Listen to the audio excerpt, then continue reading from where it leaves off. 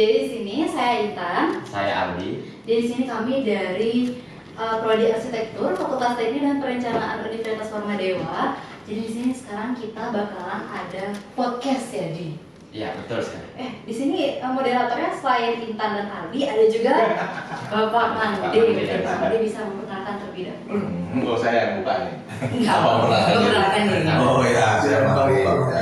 Saya dosen daripada dua anak ini. Ya, ini sebenarnya bagian dari tugas mata kuliah. Tapi harapannya ini bisa membekas ke mereka meskipun mereka sudah tamat. Idenya itu sih sebetulnya. Jadi mereka bisa belajar tidak hanya di kelas tapi mendengarkan langsung dari arsitek yang praktisi tentang metode merancang. Nah, ini yang jarang kita pelajari. Enggak ya? Karena masing-masing orang metode merancang ini unik. Ada satu yang diterima secara umum, tapi masing-masing arsitek punya something yang membuat mereka different. Nah, itu yang mungkin bakal berguna buat anak-anak mahasiswa. Mungkin itu dari Pak Malik. Oh ya, di sini juga kita ada kedatangan, atau di sini juga kita ada pembicara dari Bapak Dirgantara. Mungkin bisa diperkenalkan namanya, nama panggilan, asalnya, dan di DAP ini sebagai apa? Karena mungkin yang di rumah kan belum pada tahu juga tuh. Mungkin boleh dijelaskan. Oke. Jadi saya Dirga, panggilannya Dirga. Nah, lengkap Dirgantara. Saya prinsipal dari DAP Arsitek. Base kita di Ubud. Saya berasal dari Ubud, jadi totally asli original ya. Dari Ubud. Asli Ubud. Kita aja sih. Berarti benar-benar dari sini dan membuat studio di sini juga ya. Emang itu fokus dari awal. Kemudian di sini untuk awal-awal dulu nih, untuk ya biar pemanasan dulu. Mungkin bisa diceritain sedikit tentang biodata dari kakak, dari bapaknya. Mungkin dari dulu tuh pernah jenjang sekolahnya tuh gimana aja, pernah kemana aja, dan jenjang karirnya tuh gimana. Mungkin bisa diceritain kepada teman-teman audiens di sana. Oke. Wah, ini kayak wawancara pekerjaan. Jadi dari SD ya, SD saya di sini di Ubud tentu saja seperti tadi. Terus SMP, jadi dari kecil saya mungkin diajarin sama bapak saya mungkin saya langsung dilempar keluar dari Ubud, dari zona nyaman. Jadi saya SMP saya ditaruh di Gianyar, which is di kabupaten lah, agak sedikit jauh dari rumah, which is saya perlu satu jam dari rumah. Nah, terus sama halnya dengan melemparnya saya ke Gianyar, terus saya dilempar ke Denpasar. Jadi saya di SMA 7 Denpasar, lebih jauh lagi dari rumah. Terus kuliah di Udayana S1-nya, habis itu saya ke Bandung, lempar lebih jauh lagi. Jadi ini mungkin bagus buat kalian ya. Jadi jangan semakin dekat ya, semakin jauh. Terus di Bandung S2 kurang lebih 2009 sampai 2011, pas 2 tahun, jadi nggak lewat. Terus saya sempat balik lagi setahun ke sini buat kerja, proyekan segala macam. Habis itu sambil saya apply di Singapura. Jadi sempat di Singapura dari tahun 2012 sampai 2014, kurang lebih 2 tahun di Singapura. Habis itu 2014 akhir saya balik ke sini buat bikin DAP Arsitek sampai sekarang. Nah, itu kurang lebih 8 tahun. Yap, lebih secara singkat. Kemungkinan dari awal tuh kita tuh boleh tahu nggak sih Kak, Pak, kenapa Bapak memilih menjadi arsitek? Karena mungkin biasanya tuh kebanyakan orang tuh nggak ada berpikir kerja arsitek, mungkin dia tahu nih arsitek tapi ya udah sih asal jalan-jalan aja mungkin kalau iya. Itu given. DNA saya tercipta dari itu, kakek saya mendaki, bapak saya seniman. Itu bercampur jadi arsitek. Saya nggak bisa Ada pilihan lain. Tidak ada alternatif. Selain itu dari kecil masuk ke gambar, bukan ajaran bapak juga, karena aliran saya jauh berbeda dengan bapak saya. Jadi saya memang suka hobi menggambar seperti itu. Nah, ketika itu pun sebelumnya saya nggak tahu ada profesi yang namanya arsitek. Terus ketika SMP dari kecil bapak saya selalu brainwash gitu. Wah, ini cocok nih jadi arsitek, ini cocok jadi arsitek, tapi saya nggak tahu arsitek. Tapi ketika SMA baru tahu, oh ternyata profesi arsitek itu menggambar. bohongin kan, pikiran gambar terus. Tapi ternyata sampai akhirnya juga menggambar akhirnya.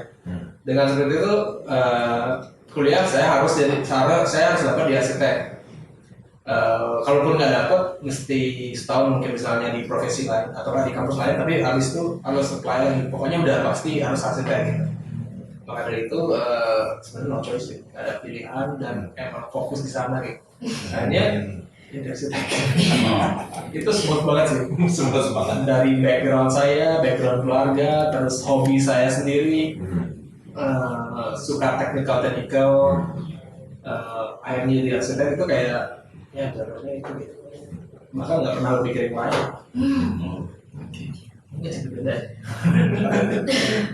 Kemungkinan nih dari awal tadi jangan tadi diceritain tuh kan yang lurus-lurusnya aja, yang lancar-lancarnya aja.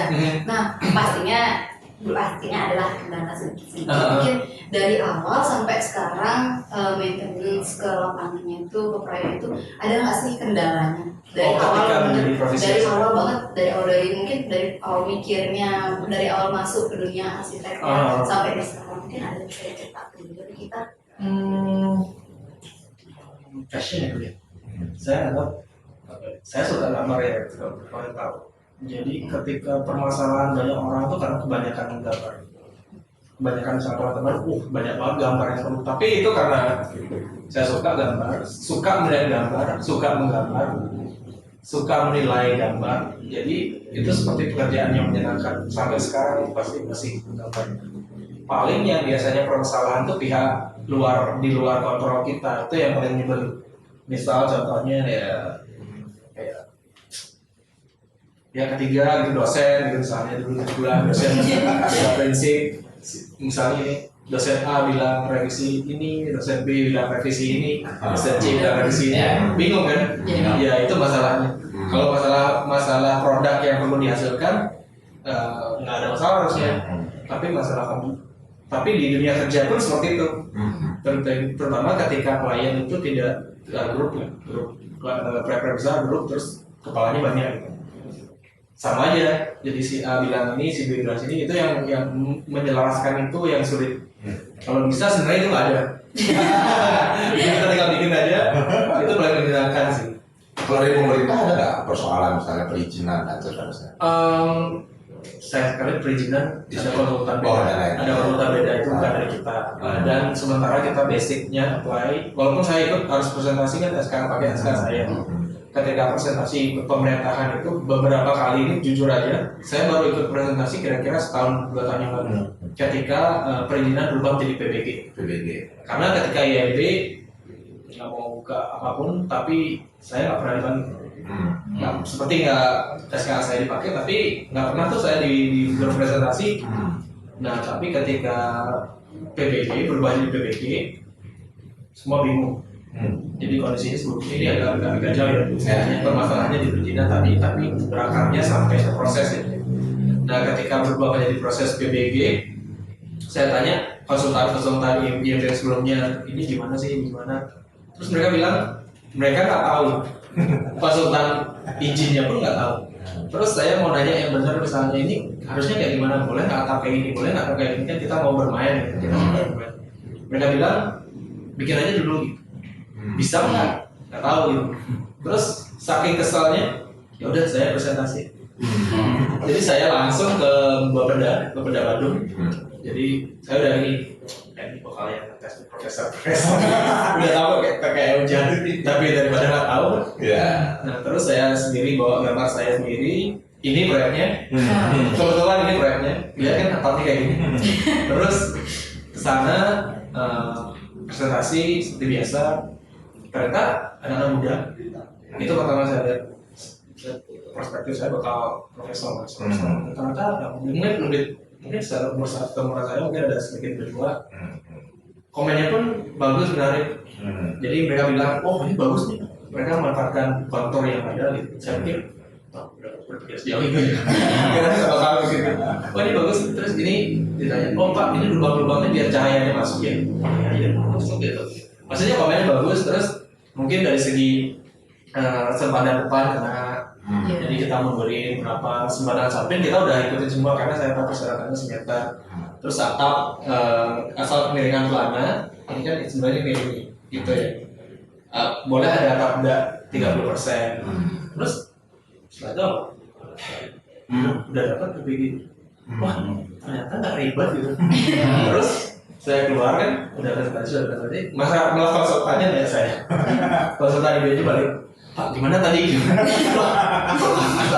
Akhirnya setelah itu, karena tahu yang penilaiannya ternyata masuk akal gitu, bukannya dibuat sengaja dicerca gitu. Akhirnya saya presentasi lagi, sampai 3 kali. Ikut presentasi di PBG dan nggak ada masalah.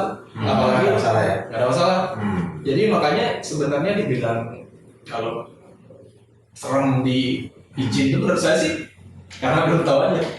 Tapi setelah tahu, bahkan saya lebih tahu sekarang persyaratannya dari mereka sekarang, karena ada cerita PBG itu sangat dicek 3 kali, konstruksi 20%, 30%, semua itu saya tahu. Ketika pertama beli klien ketika mau jelasin bisa atau gitu, saya jelasin itu dari awal. Terus mereka sih bilang kamu harus jadi konsultan yang ini. Karena saya dapat penjelasan seperti ini dari orang lain gitu. Oh, kamu harus bayar lebih gitu. Terus kadang-kadang nggak jadi proyek misalnya pergi, masih mereka tanya ke saya. Ya udah itu sih terkait dengan izin. Ya. Tapi itulah cerita. Akhirnya saya merasa kayak izin itu nggak mempersulit kita kok. Gitu. Dan itu bagus, terutama dari safety sebenarnya. Tujuannya bagus ya. Tujuannya bagus. Sekarang ya. Sebelumnya saya nggak tahu. Karena nggak pernah presentasi. Nggak presentasi, nggak pernah dipanggil. Keluar aja yang di. Sekarang karena akhirnya saya tahu seperti itu, tujuannya bagus gitu. Dan mulai seperti sistem di Singapura. Saya tahu sistem Singapura ada link, ada interlock. Ada yang masuk ke tes, yang keluar juga ada tes. Dulu kan yang masuk ke tes, yang keluar kan masuk nggak ada tes. Tapi sekarang yang masuk ada SLF tes hasil. Itu bagus. Kepala dan ekor tahu isinya udah benar. Itu saya simpel. Panjang. Dan berapa nanti sebenarnya? Kan kalau soalnya kita tadi di kuliah orangnya beda, ketika praktek beda kan? Antara klien dengan pemerintah kan beda nih, misalnya nih. Kadang-kadang kliennya oke, pemerintahnya nggak oke gitu kan? Tapi spesifik kita tahu. Ya, jadi kita harus menjembatani itu kan. Tadi kan kliennya kita juga bisa memberitahu kliennya bahwa di sini ada peraturan seperti ini. Gitu. Ya kan kita konsultan. Kita konsultasi, orang kerjanya buat konsultasi. Oke. Sebelum lebih dalam lagi, mungkin balik lagi. Tadi kan sempat dijelaskan tuh bahwa pernah berkuliah di UNUD tuh S1-nya dan lanjut untuk berkuliah S2-nya di ITB. Nah, setelah lulus dari ITB itu kan dapat apply ke Singapura. Nah, mungkin bisa diceritakan tentang pengalamannya selama berada di Singapura, atau mungkin sebelum lulus S1 tuh ada nggak pernah bekerja di Indonesia sebelum ke Singapura tuh? Mungkin bisa diceritakan sedikit pengalamannya setelah lulus dari perkuliahan itu. Bisa diceritakan pengalaman kerja. Saya tamatnya 2008. 2004 masih pas. Jadi terus saya sempat bekerja di namanya landscape company, Bubarsari namanya. Landscape company saya sempat bekerja 3 bulan. Pokoknya ada yang nggak cocok. Namanya tidak, maksudnya prinsip. Kalau dibilang prinsip sih, kalau itu saya belum ada prinsip ya. Tapi kadang rasa yang tidak sesuai dengan apa yang saya pikir gitu. Ya udah saya resign gitu. Saya bukan tipe pekerja yang pengen lama gitu. Pokoknya nggak cocok. Mending resign. Makanya 3 bulan terus mending ngambil proyek sendiri. Terus habis itu emang S2 habis itu lanjut S2 emang ada plan gitu. Lanjut S2, setelah balik S2 kan pengen emang karena ketemu teman-teman di ITB itu bilang kerja di sini, ada beberapa di Jepang di sini. Maksudnya lebih terbuka wawasan. Kenapa kerja di Singapura gitu. Kebetulan istri kerja di Singapura. Duluan istri saya kerja di Singapura setahun lebih awal, jadi mau ya biar nggak LDR lah. Kenapa kerja bareng aja ya. Tapi saya nggak dapet. Saya apply ke beberapa 6 CV, apply nggak dapet. Nah, sampai itu saya bekerja di perusahaan Indonesia juga 3 bulan.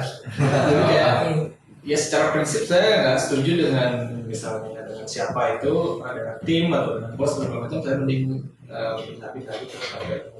Tapi karena itu pun saya berpikir saya harus bekerja at least lebih dari setahun. di satu tempat, biar itu sih konsistensi. Ya makanya saya selain apply Singapura, ya Singapura memang pakai kontrak. Nggak bisa sekadar kamu 3 bulan melompat gitu.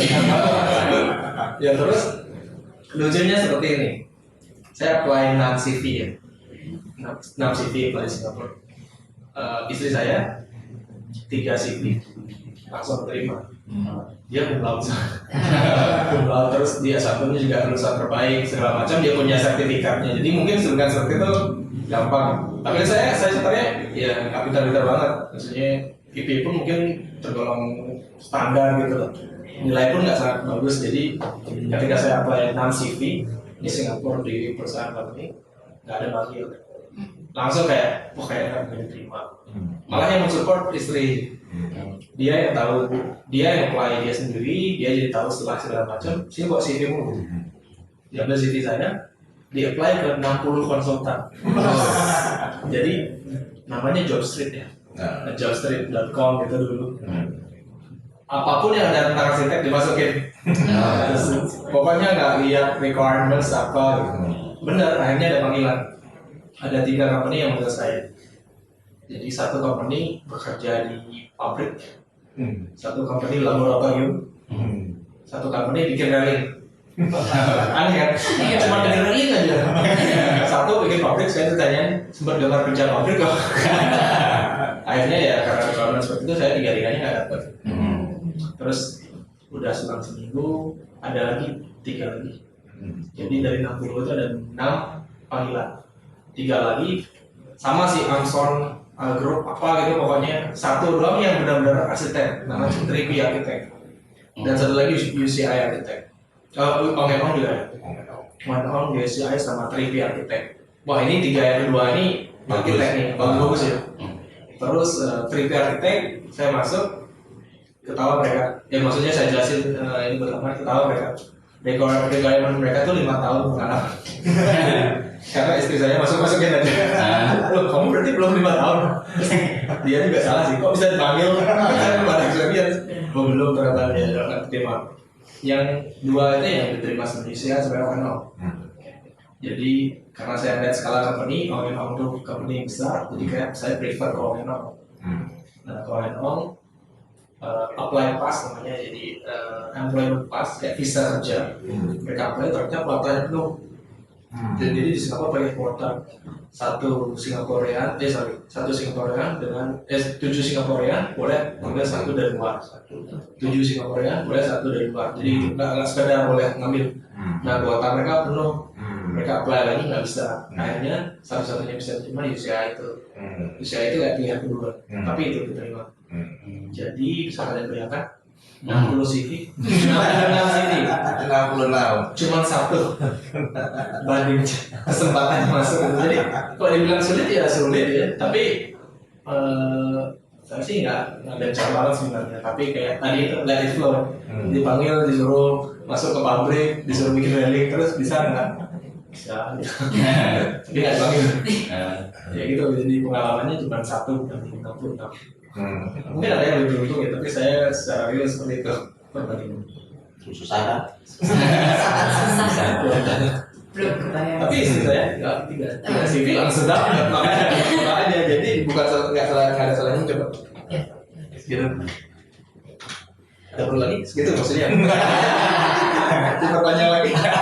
Ayo jawab ke topik. Kemungkinan tadi kan sempat dari dalam keluar nih, sempat kuliah di dalam negeri, maksudnya sama di luar negeri. Pastinya ada nggak sih Kak perbedaan dari metode desainnya, dari cara mendesainnya, dari sudut pandangnya, dari pemikirannya, ada nggak sih perbedaan yang paling mencolok atau perbedaan yang sangat-sangat membatasi perbedaan antara arsitek di Indonesia dengan arsitek di luar Indonesia? Arsitek, oke. Pengajaran arsitek di Indonesia sama di luar. Di luar saya nggak tahu. Atau mungkin proses kreatifnya seperti apa? Tapi ya, itu proses kreatif. Sebenarnya transisi itu menjadi transisi ya, bukan signifikan ya. Karena dari kecil saya misalnya dari kuliah kita dapat pendidikan S1 di Udayana. Di sana saya bisa serap tentang arsitektur Bali, lokal arsitektur, semua ada meaning yang bisa kita tangkap. Kalau compare dengan metode desain yang dijelaskan di Udayana dan di ITB tentu saja berbeda, dan menurut saya ITB lebih bagus cara penjelasannya segala macam. Tapi dari segi kelokalannya Udayana menang. Jadi di sana saya belajar arsitektur tradisional Bali. Bayangkan kalau sekarang menjadi arsitek, tinggal di Bali, basicmu nggak tahu arsitektur tradisional Bali gitu.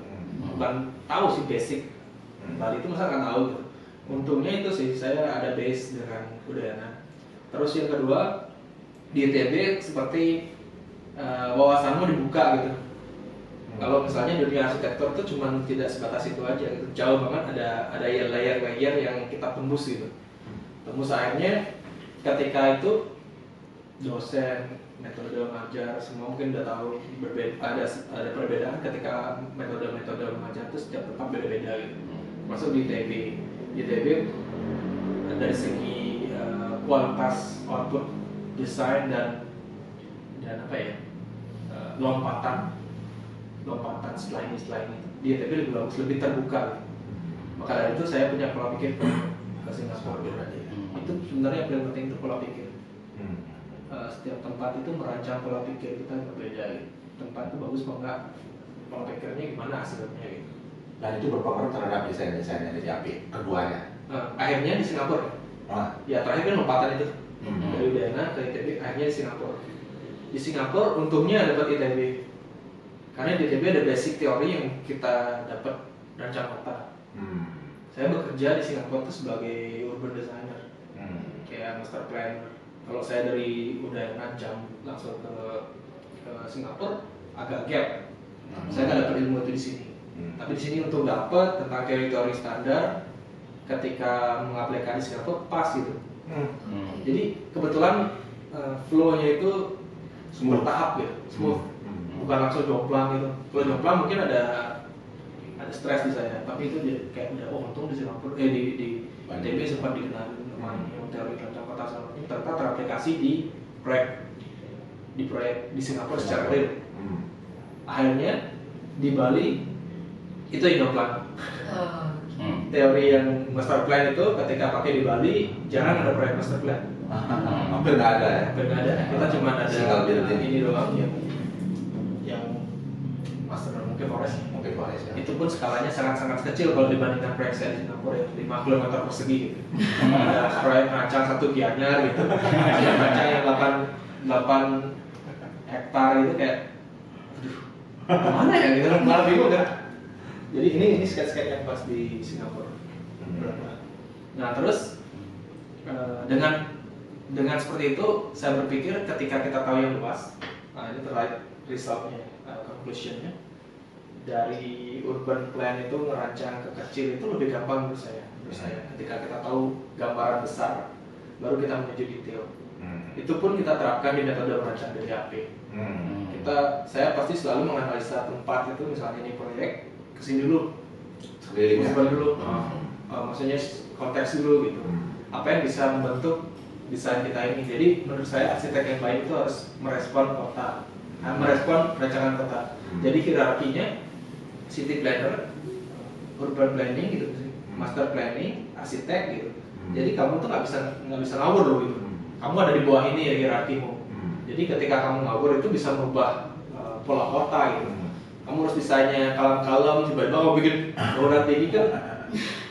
Urban desainnya kayak wah apa sih siapa ngerancangnya, kayak attitude-nya nggak benar gitu. Dengan seperti itu meresap langsung dari luar ke dalam ke desain langsung ke detail gitu. Jadi itu pola pikir kita. Malah itu berpengaruh juga ke orientasi proyek kita. Orientasi proyek kita sekarang misalnya ngambil hospitality, resort, hotel, villa. End up-nya nanti kita mau spesifik banget. Kita mau merancang hotel cuma maksimum 50 kamar.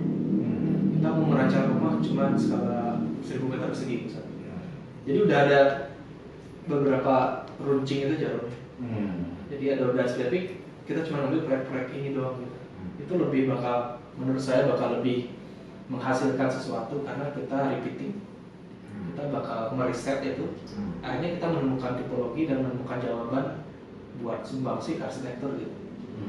Kalau kita semakin melebar ini, saya worry quantity, nggak ke quality, dan itu nggak ada pengaruhnya ke arsitektur, ilmu arsitektur ya. Itu. Berarti pemahaman konteks itu sangat penting berarti ya Menurut saya, di DAP. menurut kita sangat penting karena pola pikir kita sebelumnya urban.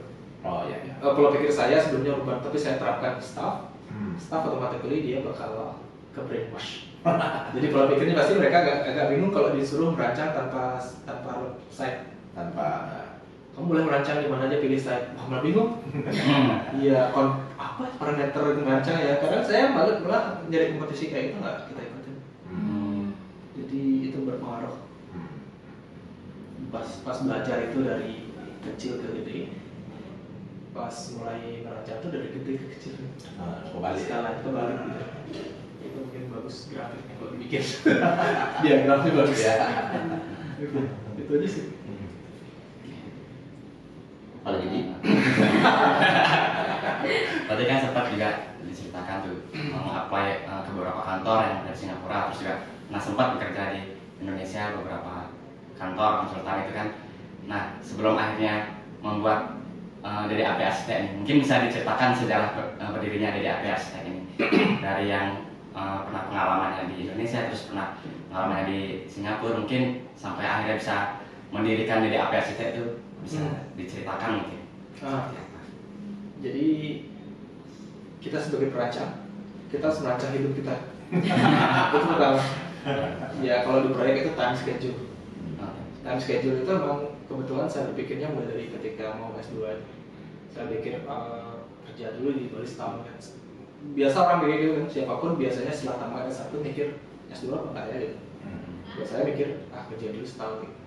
Terus pas tahun ada bukaan S2 dan keterima. Kok pas gitu. Terus S2 2 tahun lah gitu. 2 tahun gitu.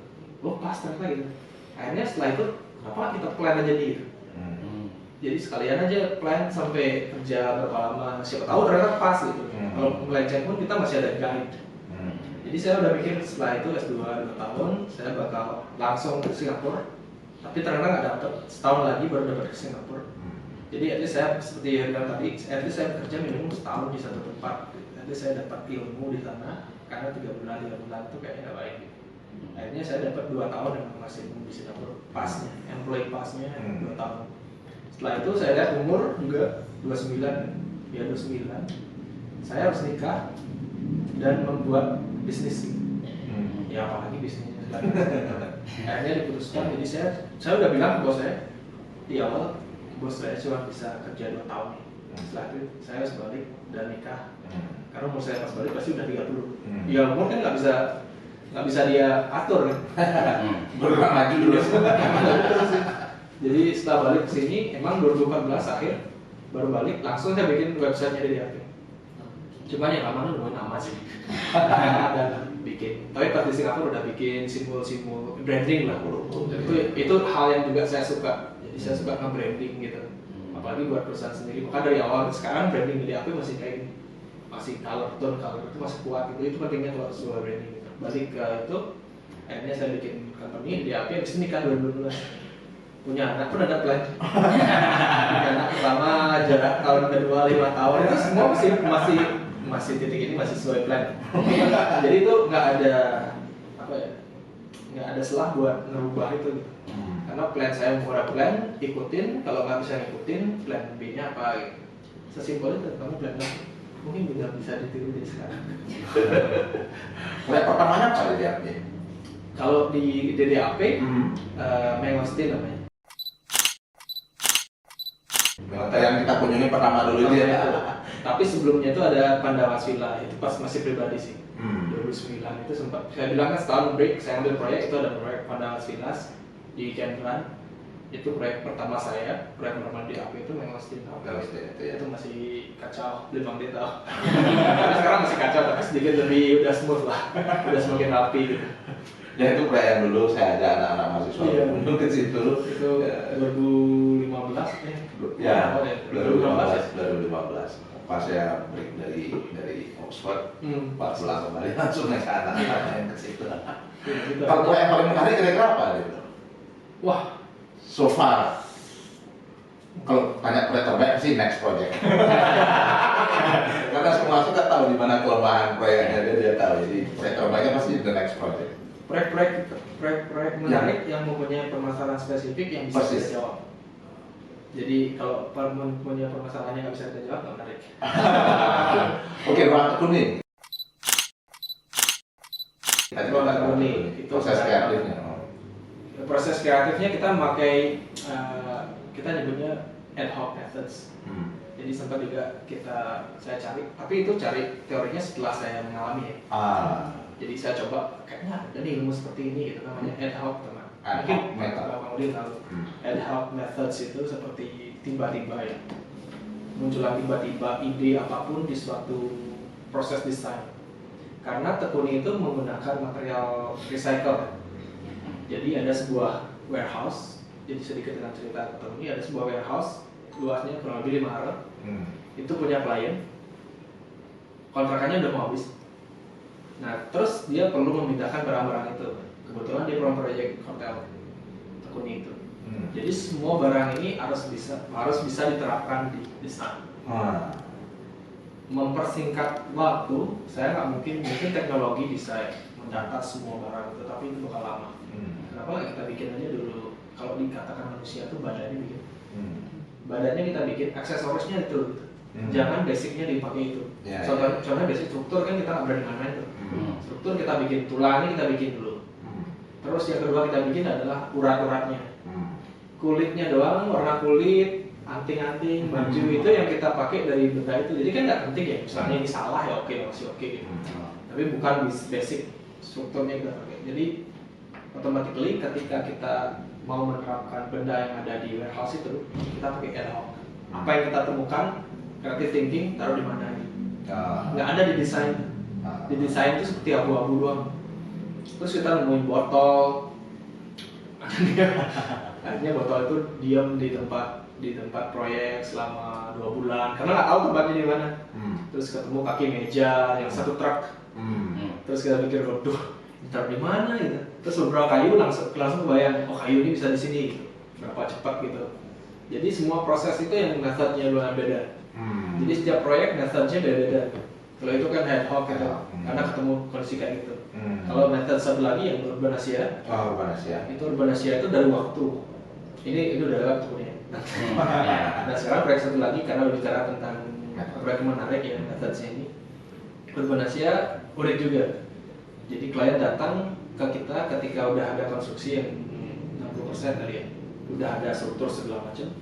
Terus dia minta kita ngedesain fasad sama interior dalam waktu 4 bulan. 4 bulan kan sebenarnya dari segi desain lama tuh, 4 bulan bisa nanti. Tapi ini 4 bulan sudah konstruksi. 4 bulan harus selesai karena ini bertepatan dengan tanggal apa gitu. Gimana tuh metodenya? Karena permasalahannya jelas waktu dan belum mendesain, proses desain dan proses lapangan itu seperti apa. Akhirnya kita bikin parallel methods, jadi gambar itu berjalan barengan dengan dikonstruksi. Mungkin ini sering dilakukan, tapi di sini metode kita pakai sketch. Sesimpel metode sketch gitu. Detail-detail semua saya kerjakan di sketsa. Jadi sketsa cepat dan sketsa itu ternyata bisa langsung diterjemahkan ke tukang. Tukang itu dengan contohnya gini, saya bikin sketsa diterjemahkan komputer percis nih. Kita kasih gambar komputer ke tukang, serem kan? Nggak ngerti dia. Tapi saya sketsa di lapangan langsung sama ya, ngerti dia. Berarti kan ada sesuatu yang kita sebenarnya nggak perlu sebenarnya ya dibilang ya. Akhirnya itu gambar nggak ada gambar kerja. Proyek itu nggak ada gambar kerja ya? Ada gambar kerja. Jadi itu cuma ada sketsa, ada 3D kasar. Akhirnya cuma itu. Cuma ada sketsa dan 3D kasar. 3D kasar itu sebagai proporsi ya. Instruksinya dalam bentuk oral. Verbal, oral dan saya dan tukangnya langsung. Kontraktor sih. Kontraktor. Bagusnya itu semua tim mensupport. Tahu mereka kan permasalahan kita waktu. Bagusnya jadi dengan permasalahan waktu kesempatan revisi nggak ada. Gimana coba? Bahkan klien pun nggak tahu. tapi pencapaian detail kita hampir sama dengan proyek yang kita ada kerja. Makanya itu harus dievaluasi tuh. Kenapa bisa gitu? Detail yang saya bikin kayak bahkan lebih eksploratif. Jadi detail-detail fasad semua itu kita bikin dulu. Nanti metode bikinnya gimana gitu? Di lapangan itu metode strukturnya gimana? Kasih tentang struktur, mereka bilang bisa dengan ragu-ragu. Terus tanya kontraktor bisa enggak? Ya bisa gitu. Bikin-bikin ada jadi gitu. Kalau komunikasi dengan klien dalam posisi seperti itu seperti apa? Klien nggak bisa ngecek sebenarnya. Nggak bisa ya? Klien cuman kita meeting di site, ngelihat apa yang ada. Nanti misalnya bilang ini kurang apa, itu langsung revisi di site. Tapi biasanya argumen sih. Ini kayak gini loh gini ya. Nah, metode kenapa yang kita bikin kayak gini gitu. Oh ya oke gitu. Tapi dan bagusnya ya klien juga percaya. Ya. Pokoknya serahin Trust, ada trust liga gitu, terbangun. ada transisinya di sana dari bangun. Pokoknya misalnya saya minta kayu ulin, pokoknya saya cuma mau kayu ulin untuk fasad ini, saya mau kayu lain. Kalkulasikan sudah masuk, beratnya nggak masuk. Akhirnya solusinya kita bikin kayak sesimpel ini solusinya. Kita masang kayu kayak gini, ternyata itu berat. Akhirnya kita masang kayak gini. Dengan seperti itu ternyata 30% berkurang beratnya karena dia melebar. Pertama kita kayak gini kan jadi lebih banyak. Ketika lebarin dengan gap yang sama dia jadi lebih sedikit. Ya jumlah kayunya ya. Hilang warna merah di struktur. Saya pun surprise bisa kayak gitu ya. Ya udah. Berarti itu dua metode yang berbeda ya antara Metode beda. ini yang menggunakan ad hoc sama yang paralel. Iya. Kalau yang normal kira-kira kalau yang normal lah. Dalam tanda kutip normal. Normal kita pasti metode sketch pasti. Sketch ya. Metode sketch itu di awal, metode kontekstual itu pasti itu metode yang kita akan analisa di awal. Basic kan ada beberapa metode arsitek yang saya di sini udah ada di sini. Dimanapun site-nya udah ada di library-nya dia. Kalau kita nggak bisa kayak gitu, kita pasti metodenya kontekstual. Dimanapun site kita munculnya dari sana. Lihat konteksnya dulu. Konteks juga. Itu Konteksnya kan ada dua nih. Nah. Antara yang dibangun oleh manusia dengan yang sudah alam, kultur, cahaya, angin, seterusnya kan alam. Sama yang dibangun oleh manusia, ada tradisi di sekitarnya. Bagaimana bermain di antara keduanya ini? Yang pertama dilihat yang mana duluan nih? Yang culture atau yang nature-nya yang dilihat dulu? Nalar sih. Nalar. Kadang kita nggak bisa proporsikan. Kita ketemu site itu udah pasti nature. Nature dulu. Mau kemana pun udah pasti view ke sini. Ketika sunset di sini. Tapi ketika saya dihadapkan dengan building, otomatis pasti nalar kita bilang bangunan di kanan itu 2 lantai loh. Di sini 1 lantai. Gimana sih bangunan kita gitu? Apakah kita mau mainin skyline? Apa kita ikutin aja? Pasti respon saya ke building. Terus kultur, itu kultur sebenarnya secara jujur ya, itu paling jarang mempengaruhi kita.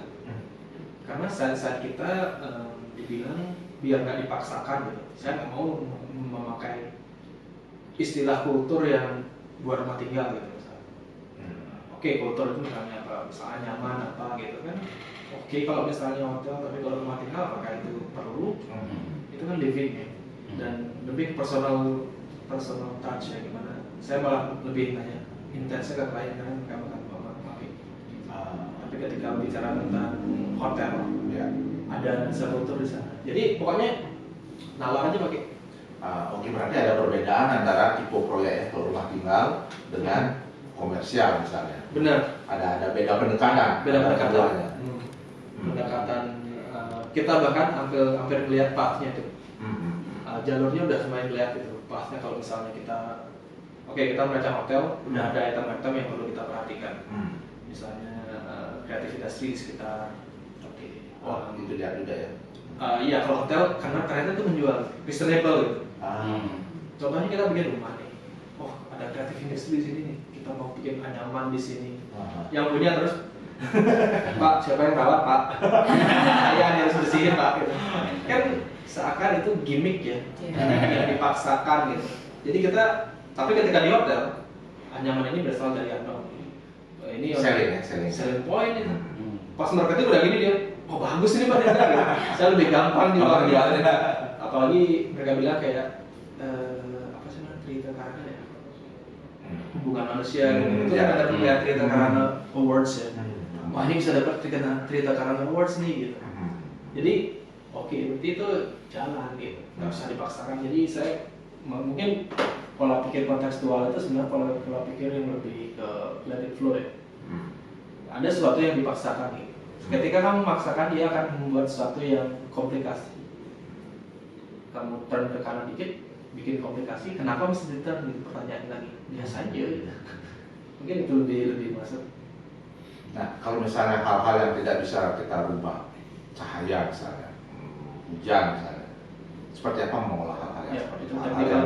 yang something yang sudah kita given gitu ya, kita nggak bisa mempengaruhi hal-hal itu. Apakah itu mempengaruhi proses desain di sini nggak? Technically sih. Jadi kita baru menjawab itu tentang menjadi teknis, menjadi detail teknis gitu. Jadi setiap proyek kita ada detail teknis yang berbeda-beda. Walaupun basic style-nya sama gitu. Contohnya misalnya proyek ini kebetulan nggak ada isu teknis karena matahari di sini. Tapi ada proyek yang ada di sini gitu contohnya. Ini matahari di sini, sorry. Klien pengen ada sunset. Kita nggak mau bangunan panas.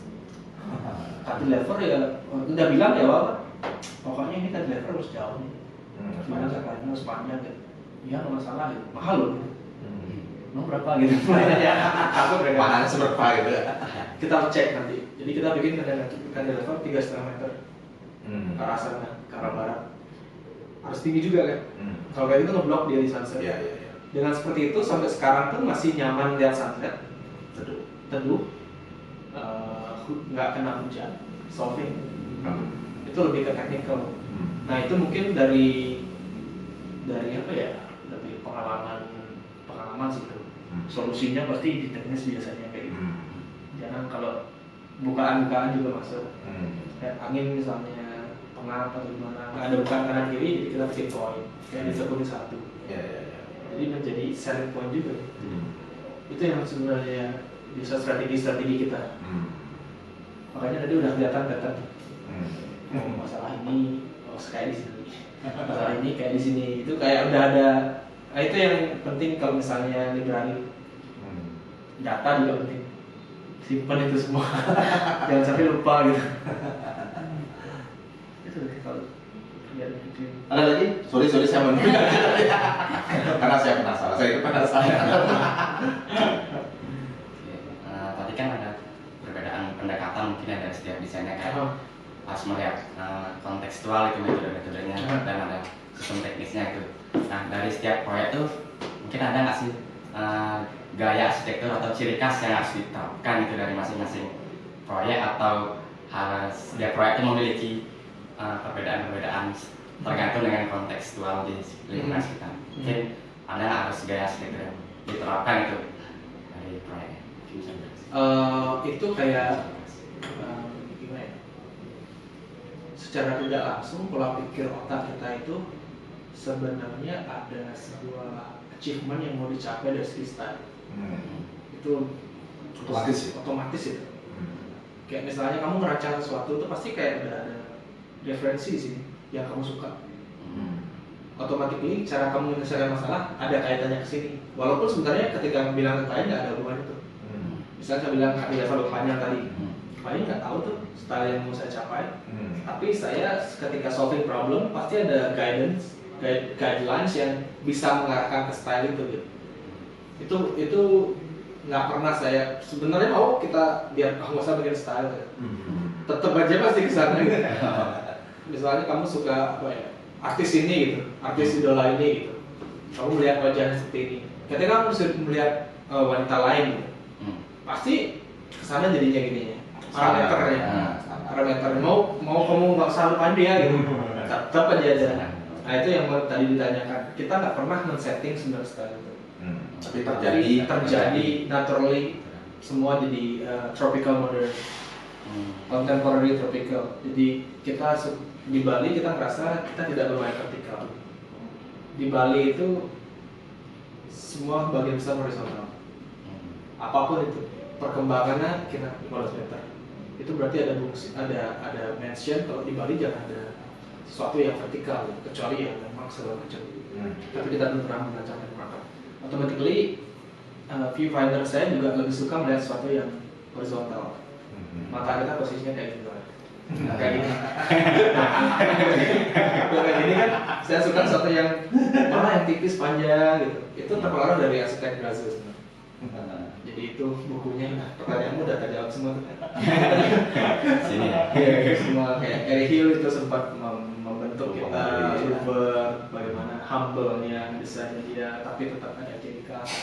Terus Sauta dengan futuristik modern yang sempat juga, terus ada Marshall Kogan. Itu yang Karena mesti follow tuh MK. iya, Marshall terus itu Casa Tropical dan Jacobson. Nah, Saya mau nyambung ke situ ya. Iya.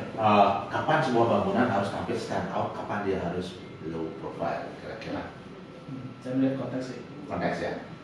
Konteks itu dalam artian tempat atau program atau yang harus selling point harus stand out atau seperti apa? Pertama sih dari analisa tempat dulu. Tempat ya. Saya rasa sebuah desain saya diharapkan sekarang mendesain sesuatu yang horizon. Dia di ujung luatu, tebing, posisinya sangat-sangat super. Menurut saya, stunning harus. Nggak mungkin saya desain itu yang humble, desain-desainnya yang humble. Konteksnya udah pasti kayak gitu dengan sekitar kita yang semua stunning gitu. Kalau saya main yang humble yang mungkin yang misalnya bilang raw atau kayu bekas, mungkin nggak masuk gitu. Jadi saya lihat ini, oh ini ketika, nah itu semua setting manusia, persis. Mungkin itu penjelasan paling cepat. Ketika saya di sini dengan staff, bagaimana saya berpakaian, bagaimana saya men-setting diri saya sebagai prinsipal. Ketika saya bersama teman-teman arsitek, kita ada setara, samain. Prinsipal itu seperti ini, itu sebenarnya setting building attitude sih, pertanyaan tadi. Nah ketika saya berhadapan dengan senior arsitek, apakah saya harus melampaui mereka dengan cara ngomong, tingkah laku, apakah saya harus hormat dengan mereka? Nah itu ketika saya menemukan bangunan bersejarah, pura atau apa, mending kamu ambil gitu. Takut lah pura itu, karena dari kejarannya. Jadi setting bangunan udah kelihatan, oh sini ada pura. Kita nggak usah di sini bikin pura lagi, nggak usah bikin bangunan Bali yang sangat-sangat tradisional. Kita mainnya kayak horizontal, ambil down to earth. Tapi ketika dihadapkan dengan bangunan modern-modern yang saling berlomba, kita ikutan lomba gitu. Jadi itu sih. Kalau dari sisi fungsi ada nggak bahwa fungsi ini harus stand out buat Itu faktor kedua yang pertama berarti pertama konteks itu konteks dari bentuk ya. Secara saya bilang pattern tadi, urban pattern sekitar, gitu. Pembacaan skyline, perbatasan style sekitar, baru kamu bisa setup perilaku arsitekturmu seperti apa. Setelah itu budget, program, apa namanya ROI. ROI itu ya trade bisnis ya. Terus apa ya? Buildability. Kamu bikin bangunan stunning oke, tapi bisa nggak dibangun gitu di sana?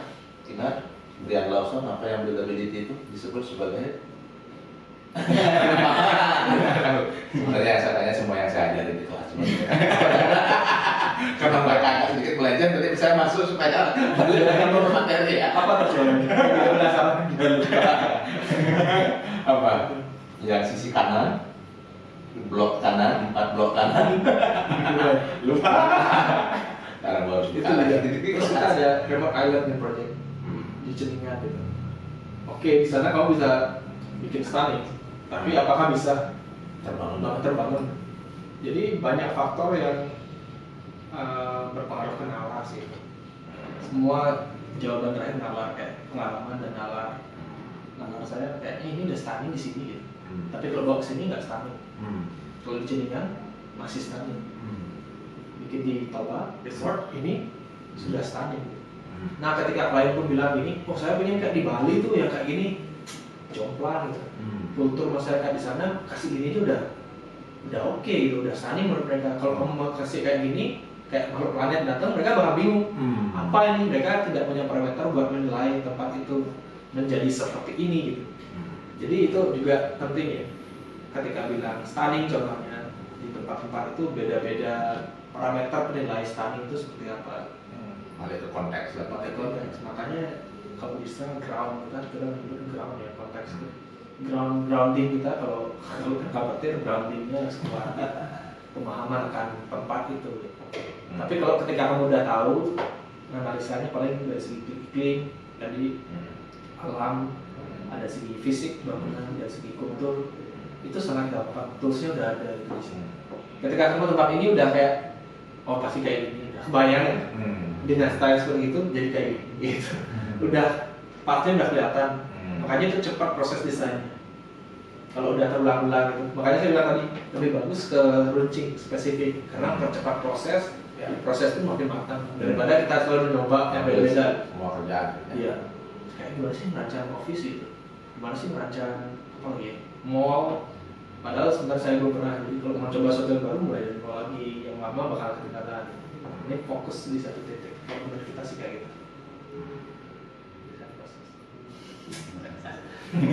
Terus cepat? Nanti bisa diputar lagi. Jadi dari buat tadi. Jadi kalau masih ingat yang blok yang saya yang radikal sampai yang simbolik, tengah-tengahnya ada apa dua lagi? Lupa. Pemahaman seperti itu ya. Ya, jadi saya ajarin itu yang radikal, kebutuhan pokoknya harus terpenuhi dulu. Oh, oke. Pokok. Kalau ada yang formal, kemampuan terbangunnya seperti apa. Kan apa lagi? Oh itu ada. Ya, Oh itu maksudnya. ya simbolik yang Brian stand Russell. out harus saya harus stand out dia bangunannya gitu ya. Jadi kadang-kadang kita cukup hanya di radikal saja. Seperti tadi dibilang rumah tinggal, ya nggak usah yang heboh-heboh lah gitu ya. Cukup di situ gitu. Basic ya. Makanya dari saya tanya kapan kita butuh bangunan yang stand out. Kapan enggak? Itu ada nggak pengalaman perbedaan mendesain sebelum dan sesudah pandemi? Ada pengaruh nggak pandemi terhadap desain di ada ya? Kita menggunakan sedikit research sih. Jadi kita melihat sebenarnya habitnya juga, tapi secara real itu teraplikasi. Sesimpel ini, zaman dulu komposisi villa, mungkin zamannya bahkan jauh sebelum COVID, itu komposisi kamar mandi dan komposisi, jadi proporsinya adalah teras kecil, kamar, anggaplah teras kecil itu setengah A, sepertiga A kan, kamar A, kamar mandi A, betul banget. Kamar mandi yang beda. Masuk ini kamar segini, kamar mandi segini juga. Ada alam, ada tebing, ada binatang, ada apa pokoknya. Di kamar mandi itu seakan suatu hal yang sangat harus diemphasize. Terus ketika kita ngerasa COVID, proporsi itu berubah, shifting dia. Terasnya besar. Terasnya juga yang besar. Teras itu A sekarang. Kamar itu A, tapi kamar mandi itu sepertiga A. Karena kenapa? Jadi dari segi bisnis, AC itu di mana? Di kamar. Kalau kita bikin kamar mandi besar, perlu AC. Terus AC itu bakal maintenance kamar mandi besar yang namanya kamar mandi sebenarnya cost paling gede di sebuah hotel ya, hotel, resort, villa. Costnya besar banget kalau bikin kamar mandi besar. Jadi kenapa nggak kita bikin terasnya besar? Teras nggak ada wall, orang suka tempat itu, dan low maintenance. Jadi shiftingnya jadi A teras, kamar sepertiga A itu kamar mandi kalau kita bikin aplikasi gitu.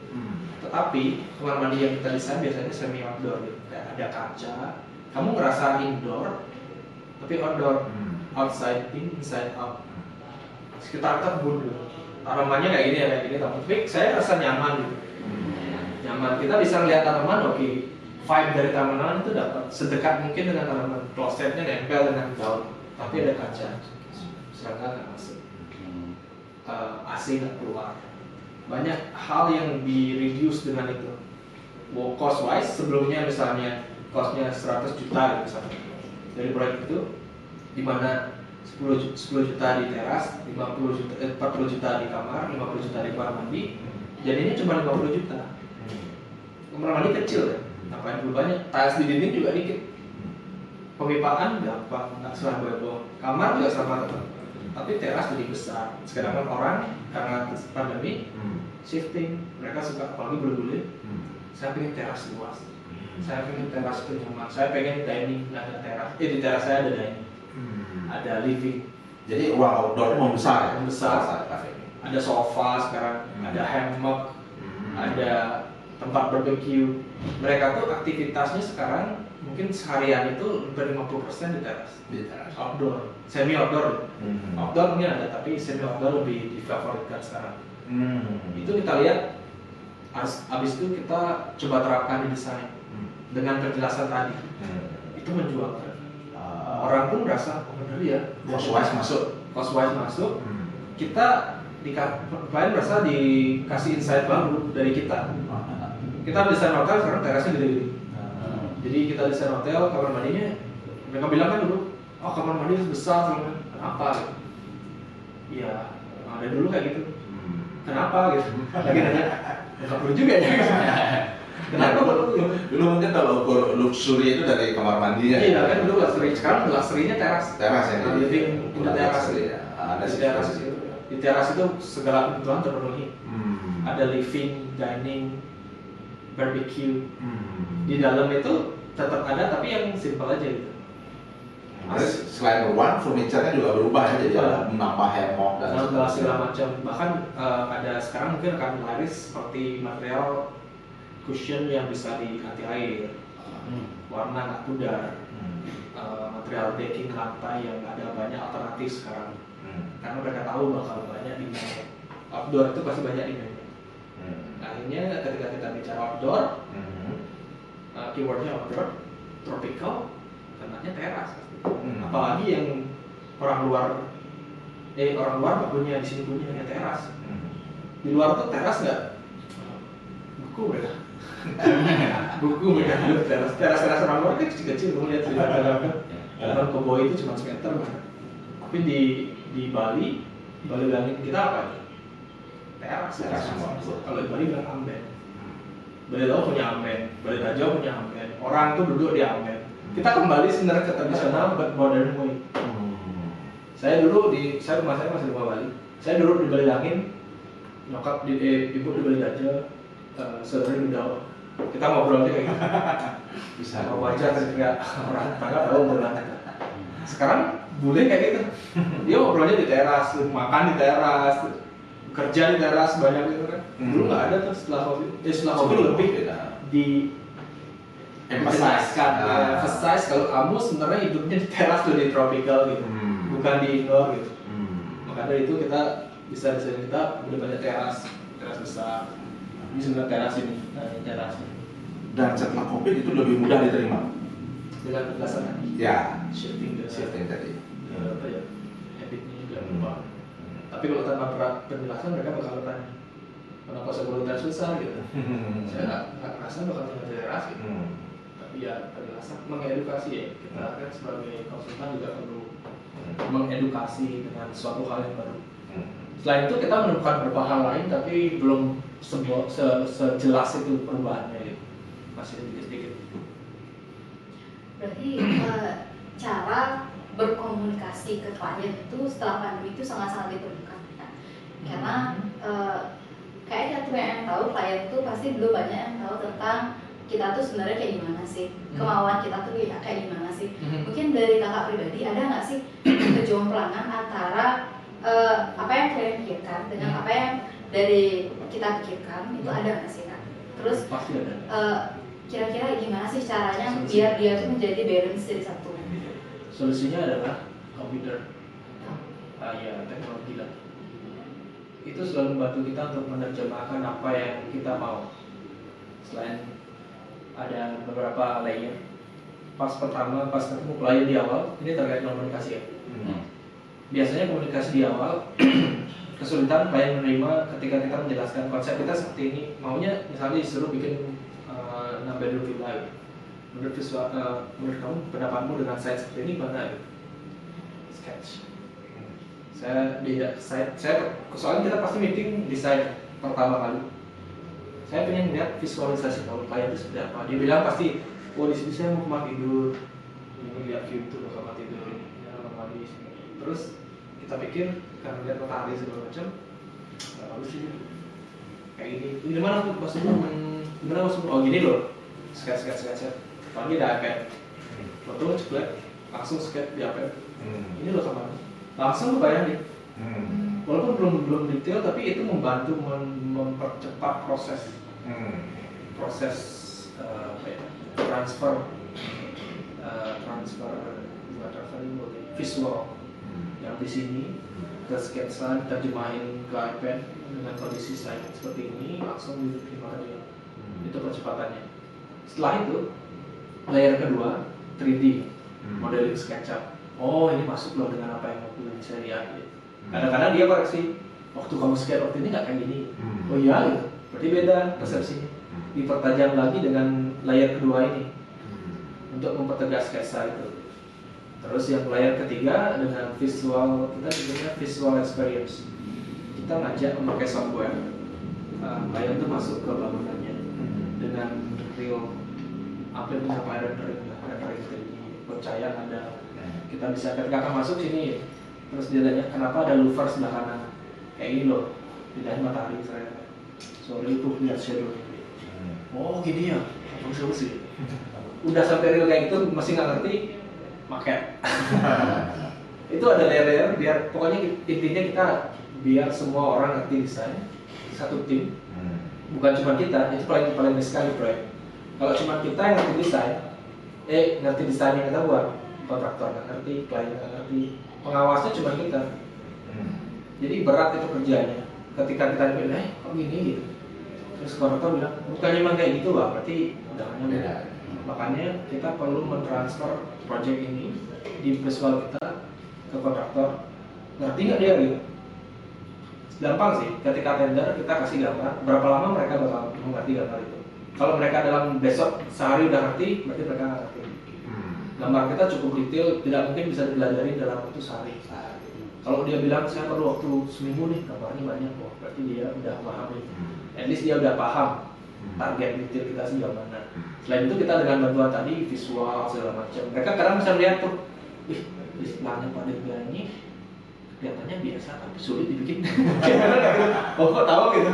Iya karena saya udah lihat ini ada gap segala macam. Oh ya benar, ternyata detailnya kayak gini. Oh itu berarti kamu udah ngerti. Klien pun ngerti dia karena visual. Dulu kan ini kayaknya kita pengen ada semen ya itu dulu ke kontraktor. Kontraktor double check ke kita benar nggak semen? Oh benar, ternyata kita salah gambar. Karena kan gitu. Oh kita nggak terlalu salah. Jadi banyak controlling itu buat perfect gitu jadinya. Bukan perfect banget sih, at least ketiga pihak itu tahu dan ketiga pihak itu tahu proyek ini bakal hasilnya seperti ini. Jadi nggak ada less konflik. Karena semua udah tahu gitu. Itu pentingnya komunikasi tadi. Beberapa layer pemahaman itu sampai di tahap pakai. Tapi alat sangat membantu ya, kalau Software, skill. Software itu membantu banget. Tidak bisa dipungkiri. Cuma di posisi layer ketiga. Tidak selalu dia harus di layer pertama. Nah kadang-kadang kan pertama udah kita sudah 3D banget 3D. Kurang ada sequence-nya, kurang ada tension-nya. Kalau pertama udah ini saya mempunyai macan gitu di show. Buka langsung kelihatan macan ya. Setelah itu apalagi modelnya. Jadi kita biasanya ngasihnya itu ke layer biar klien itu antusiasnya tetap menjaga sampai dia terbangun karena ini proses yang lama ya, proses desain. Disuruh bantu 4 bulan gitu. Mereka ada pasti titik jenuh. Ketika dia titik jenuh kita tembak bisa 3D yang real image. Wah, terus nih. Terus habis itu udah mau mati kita kasih material board dengan 3D itu. Wah, lagi menarik itu penting buat dijaga yang tidak kita bisa pelajari ketika di kampus. Menjaga mood klien biar kalau kamu sendiri antusias, klien antusias, kadang-kadang ya akhirnya lama ya. Tapi kita jaga itu biar moodnya tetap akhirnya terbangun dan akhirnya selesai. Mood itu. Kalau untuk dari biasanya kan misalnya dari kita sebagai arsitek ke antara kita sama kontraktor mungkin yang kita tahu sekarang ini sampai jadinya bangunan tuh metodenya tuh pokoknya pertama harus ada gambar kerja, habis itu 3D ke apa. Kalau secara langsung untuk kita komunikasi ke klien tuh metodenya tuh dari apa sih? Kayaknya yang dari tadi Intan sama dapat itu untuk gambar kerja atau detail dari gambar kerja yang kayak denah mungkin kayak gitu itu belum terlalu terlihat itu dari kita ke klien yang terlebih dahulu di awal. Kita nyebutnya konsep sih. Tahapan kita kan dibagi dengan konsep, schematic design, design development, sama construction drawing, tender drawing. Nah, ketika konsep kita menjelaskan dengan reference. Jadi saya sketsa gitu, tarik ada gini referensinya. Itu bakal membentuk pengertian tentang desain yang kita mau, tapi sedikit gitu. Tapi udah bayang gitu. Kayak tadi saya bilang, jangan langsung dibuka prop gitu. Udah langsung 3D segala macam. Itu menurut kita juga bermain dengan hal itu gitu. Jangan. Dan sketsa itu di satu titik merasa apa ya? Klien tuh merasa lebih dikerjakan oleh saya. Apa ya? Saya hire dari arsitek, at least di konsep harus saya itu. Otomatis keluarnya sketsa. Cukup. Ada sedikit di bisa nggak sih desain yang jomplang yang berbeda dari kultur sekitar itu malah menjadi ciri khas, kayak dia malah menjadi suatu yang lebih terkenal dibandingkan yang lainnya, bisa nggak sih kayak gitu? Ada proposal kayak gitu. Jadi Ada klien yang Kosbandasian industri itu pertama emang di Tabanan itu nggak ada sesuatu yang stunning lah di area itu. Jadi klien tuh pengen memberikan suntikan injection di tempat itu biar boom gitu, biar menjadi sebuah destinasi gitu. Nah seperti itu komen ke klien, briefnya ke klien buat kita, otomatis kita bakal membuat sesuatu yang ikonik pasti. Ikonik pun kita sebenarnya kalau saya bilang ikonik itu kadang kontekstual juga, basicnya. Gimana kamu membuat sesuatu yang berbeda kalau kamu nggak tahu sekitarmu? Jadi intinya ketika kamu memikirkan antara site-mu dan sekitarmu itu menurut saya udah kontekstual. Dan terutama dari segi lingkungan, walaupun kamu bikin ikonik, mau bikin humble, blend dengan kawasan, bikin yang berbeda di sekitar, aneh atau segala macam itu terserah kamu. At least kamu tahu dulu konteksmu gitu. Termasuk di sana, jadi di sana tuh hutan dan beberapa ada perumahan perkampungan.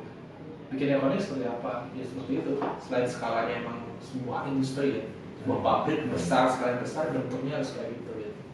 Jadi dengan seperti itu harapannya itu menjadi destinasi, tapi belum, karena masih perlu dalam proses. Itu men-setting pabrik itu sama dengan setting motor. Jadi motor itu disetting sebelum mau dipakai, itu kan setting misalnya mau pakai jalanan, pakai apa gitu. Sekarang kalau pabrik itu lebih lama lagi setting kalibrasi segala macam itu bisa sampai 5 tahunan gitu ya bisa kalibrasi. Tapi tujuannya nanti adalah sebagai destinasi. Itu ikonik kita. Itu tunggal di tempatnya. Sebelumnya selain saya di Singapura pernah mendesain kayak gitu juga ya, high-rise building segala macam. Itu sketsa saya di Singapura. Di sana dia di sana gitu. Tapi ketika di DDP pertama kali cuma baru itu. Sisanya masih belum pernah merancang yang se-ikonik itu. Tapi menarik sih. Ya, itu salah satunya yang melabrak. Kemudian dari DDP ada nggak sih ikon atau nggak gitu ciri khas arsitektur yang terus dijalanin di setiap desain-desain dari DDP? Ini ilmu lagi. Sama halnya seperti desain mobil. Kalau kamu nyadari mobil itu atau iPhone, mobil itu pasti pertama ada all new. Misalnya mobil ada all new CR-V atau apapun. Terus habis itu ada new eyes, cuma ganti lampu minor change. Ya minor change. Terus facelift, ganti fasadnya doang. Habis itu pasti all new lagi, all new CR-V yang baru. Sama dengan desain yang kita terapkan metodenya seperti itu. Jadi pertama kita merancang part 2014 itu kita suka industrial. Industrial itu kita terapkan pertama industrial murni, which is semua masih industrial roads, building masih semen, bata, besi. Terus habis itu ada polesan dikit, ada unsur modernnya dikit. Satu dinding nggak usah semua industrial seperti itu misalnya ini doang yang putih, ini masih luxury. Habis itu ada polesan dikit, cuma sedikitnya industrialnya. Tapi sebenarnya masih darahnya industrial. Tadi beberapa step kita memperlama hidup sebuah style. Bukan yang pertama industrial, habis itu modern, habis itu Skandinavian, capek kamu bakal. Sedangkan di sini saya sistemnya kayak tadi, membuat layering, gimana cara membuat style itu biar lama gitu. Nah pertama itu industrial, tahap pertama, beberapa tahap pertama itu. Terus kedua, gapple, kita suka bentuk-bentuk segi 5. Itu terinspirasi dari Vitra House, kayak Hands of the Mirror. Jadi itu bentuk segi 5 saya rasa bentuk yang paling bakal long last gitu. Jadi suka banget dengan bentuk itu. Pertama kita bikin pure segi 5, bentuk madu. Terus kedua kita bikin segi 5 yang agak ceper, kadar palbut. Terus ada segi 5 yang pure segi 5 yang agak ceper, gabungan dari itu dan paling agak dari house. Itu semua ada flow-nya. Jadi itu memperpanjang style dan tidak cepat mati gitu. Kalau kamu terus berubah itu kayak tadi endurance-nya bakal tinggi banget. Terus terakhir kita suka tropical Brazilian style, tropical modern. Pertama kita flat doang, habis itu bermain di kayu bawahnya, habis itu cantilevernya panjangin dikit, habis itu tipis. Sebelumnya tebal kan, habis itu main di tipis, tatapnya tipis. Terus tinggi bangunannya kita press. Ya itu sebenarnya semua develop dari tropical Brazilian style dengan sentuhan sedikit Jepang memakai itu masih di baru 3 setelah kita dari waktu. Dalam waktu 8 tahun ini kita baru ngeluarin 3 style, bukan baru ngeluarin dekadenya. Dan itu bakal terus berkembang gitu. Kita tidak takut mencoba style baru kalau kita suka, kan ini suka-sukaan. Karena itu terkait dengan konsep studio. Kayak 10 tahun pertama siapapun arsitek itu masih nyoba semua. Iya, banyak yang Saya nyoba, saya masih niru-niru lah. Saya masih niru stylenya Masio Kogan, Jacobson, Kerry Hill, Kengo Kuma. Apakah salah? Enggak. Itu semua arsitek pun inspirasinya seperti itu dia mau. Tapi 10 tahun kedua kamu mau spesifik beberapa style aja. Mungkin masih meniru atau mungkin masih ada inspirasi dari style sebelumnya, tapi mempersedikit optionnya. Jadi cuma beberapa style, 2 style gitu. Nah, 10 tahun ketiga kamu harus create your own style. Jadi itu flow seorang arsitek. Menurut saya itu plan kayak tadi. Saya punya plan. 10 tahun pertama dari AP itu bakal bermain apapun gitu, kayak anak-anak ya. Kasih dia semua mainan, kasih kertas, mau dia gambar, kasih bola, mau main bola. Nanti di 10 tahun kedua mereka udah punya, oh ternyata aku suka ke arah sini loh ya. Saya suka menggambar, saya suka bermain bola, tapi nggak suka basket, nggak suka apa. Tahun ketiga kamu udah tentukan kalau kamu menjadi apa. Oh, oke. Saya suka menggambar, saya mau jadi pelukis. Lu udah fokus di sana. Jadi udah meng-create pelukis apa? Kamu udah membuat style sendiri, bukan meniru orang lain. Nah itu plan kita. Sekarang kita baru dekade 10 tahun pertama, which is dekade paling menyenangkan. Nah kalau masih mau playful ya. Sekarang saya suka itu loh. Ya, kita coba saya itu, oh ternyata asik loh. Ternyata detail-detailnya sulit segala macam, apa masih interest. Sebelumnya bikin segi 5, kelihatan gampang. Setelah di lapangan, biar tipis ya gitu. Semua teknikal itu kayak belajar terus. Itu dari segi style. Jadi sebenarnya kalau dibilang style kita nggak punya style. Kita belum punya style otomatis karena kita baru 10 tahun pertama, kita belum menelurkan style kita sendiri sebagai arsitek. Tapi kita masih meniru. Itu masih inspirasi lah. Mungkin di penghujung nih Pak Ya, siap. Karena melihat fenomena saat ini perkembangan teknologi seperti AI atau software lainnya. Nah, menurut Pak nih gimana sih peluang arsitek itu di masa depan atau dengan adanya software teknologi ini membuat profesi arsitek ini makin bisa mengeksplorasi desain membuat kreativitas lagi atau mohon maaf nih profesi arsitek itu akan mematikan dengan adanya software AI seperti ini. Gimana sih untuk masa depan profesi arsitek ini di masa yang akan datang? Mungkin bisa dijelaskan. Kebetulan Jumat ini saya menjadi pembicara panelis ngomongin AI dan architecture di Udana. Jadi secara tidak langsung sebenarnya saya dari pertama kali dikasih tahu saya sebenarnya nggak tahu tentang AI jujur secara seterusnya. Terus mulai lihat belajar lah mulai. Jangan sampai saya diajak bicara nanti saya akan ngerti. Jadi nyambung ke pertanyaan itu. Jadi AI itu ya AI itu menurut saya, AI itu menurut saya seperti Tuhan. Ada di sekitar kita aja, tapi nggak kelihatan. Nggak kelihatan secara real. Sebenarnya kita ngomong sekarang ini udah ada diserap data kita. Data kita udah serap, nanti diolah sama dia. Dan dia sangat pintar. Nggak ada yang bisa lebih pintar dari dia. Bahkan sebelumnya kalau di era komputer itu membuat autonomous, jadi membuat otomatis semua. Jadi misalnya kayak saya ingin saya membuat rumah, membuat tembok. Di zaman sebelumnya itu membuat dia otomatis, dia bisa membuat tembok. Tapi di zaman AI ini dia membuat otomatis, mendevelop, mengembangkan, bukan cuma otomatis buat mengerjakan sesuatu, tapi otomatis mengerjakan sesuatu dan mengembangkannya. Ketika kita ngomong mengembangkannya udah berbeda. Kalau dulu itu copy, mungkin mau copy gitu. Sekarang itu udah mau copy berbeda sampai develop. Jadi berjuta-juta ilmu yang bakal di-create sama AI. Termasuk arsitektur, jalan kedokteran. Kedokteran itu kita punya limit otak kita berpikir sejauh ini, tapi AI itu bisa jauh lebih dalam waktu beberapa detik dia bisa mengembangkan option yang lebih banyak gitu. Bahkan di dunia konstruksi, apalagi ya, pokoknya intinya AI itu kalau dibilang serem ya serem, tapi dibilang suatu lonjakan teknologi manusia setelah Renaissance. Itu Renaissance itu juga seperti itu, makanya dulu ada sketsa gambar orang terbang dengan sayap, itu kan Renaissance juga eksploratifnya. Tapi sekarang AI itu seperti generasi keduanya yang Renaissance. Mereka sangat berkembang. Dibilang menyerahkan ya, dibilang itu sebagai achievement juga ya, sebagai kita manusia ya. Anggap kita berpikir secara luas, di angkasa ini kita bersaing dengan alien yang lain. Kita tahu AI ini sudah suatu lonjakan. Siapa tahu ternyata ketemu alien yang lain, mereka belum bisa gitu, kalau kita udah bisa gitu.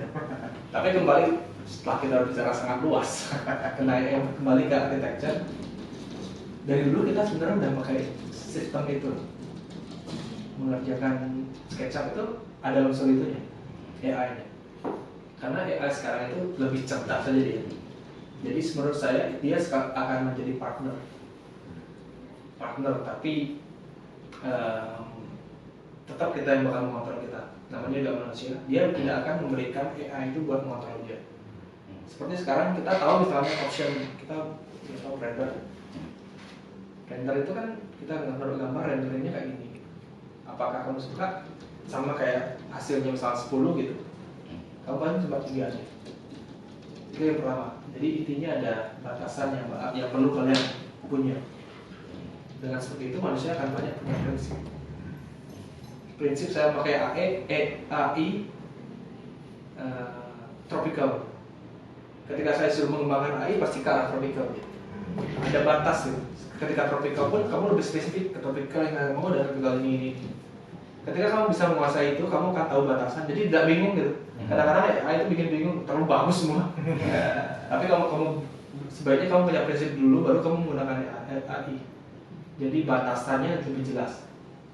Itu yang pertama terkait batasan. Yang kedua itu sama dengan halnya Pinterest ya. Pernah kalian melihat gambar jelek di Pinterest? Tapi apa yang membuat dia jelek ketika menerapkannya? Karena orang bakal bilang desainnya Pinterest, Pinterest banget gitu. Jadi ketika kamu desain pun pasti ada istilah itu nanti. AI banget sih, AI banget sih desainnya gitu. Pasti ada itu secara simpel.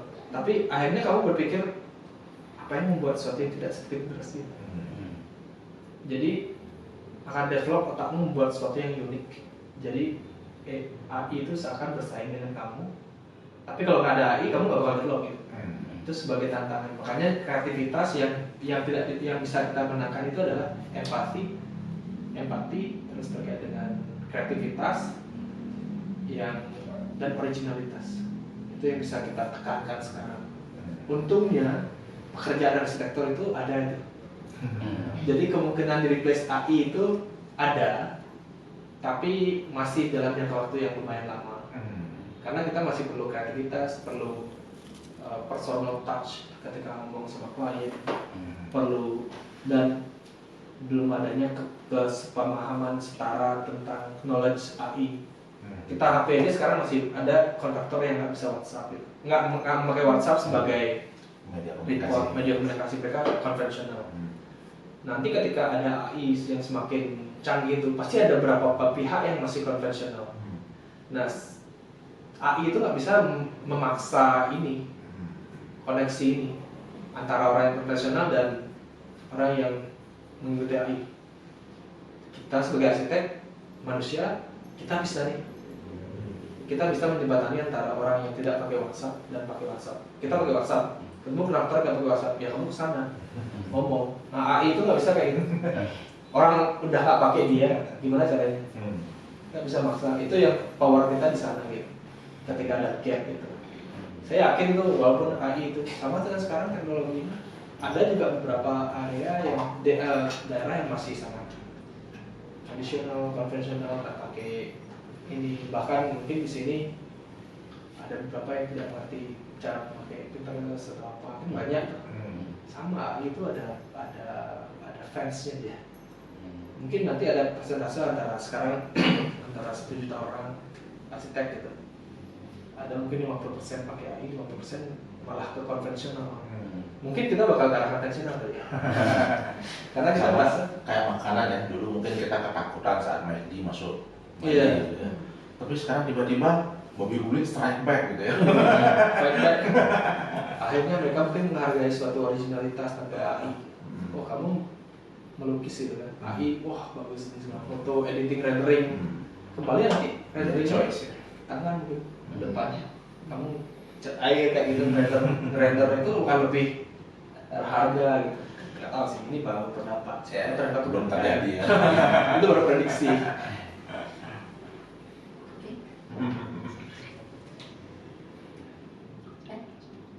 Oke, kemungkinan untuk dari kami segitu aja yang bisa kita perbincangkan. Iya, padat banget semua tadi topiknya. Potong-potong Ya. Banyak banget dapat insight itu. Dari pertanyaan kalian juga apa namanya spesifik dan fresh gitu. Bukan sesuatu yang masih konvensional pertanyaan-pertanyaannya. Jadi bagus banget. Terima kasih ya. Kemungkinan kita sekian dulu untuk podcast kali Oh, jangan ini. lupa tanggal sana. Kita berterima kasih kepada Bapak Dirgantara karena sudah bersedia untuk memberikan kita banyak sekali informasi di podcast kali ini. Dan kami juga berterima kasih untuk pihak Studio DDAP Arsitek karena sudah bersedia menyediakan kita tempat yang Podcast yang bagus ini. ya bagus dan sangat-sangat Di ruang prinsipal ya. Kita juga berterima kasih kepada Pak Mangde yang sudah bersedia untuk mendampingi kita di podcast kali ini. Oke, buat teman-teman yang mau nonton atau mau dengerin podcast kita bisa cek di YouTube Arsitektur Warmadewa atau mungkin bisa cek juga di Spotify. Spotify-nya namanya Arsitektur Warmadewa. Kemungkinan segitu dulu. Saya Intan. Saya Aldi. Dan Bapak Dirgantara serta Pak Mangde. Kemudian kita pamit undur diri. Kami mohon maaf jika ada kesalahan kata, baik yang disengaja maupun yang tidak disengaja kami lakukan. Kami tutup dengan terima kasih. Terima kasih. Sampai jumpa. Bye bye.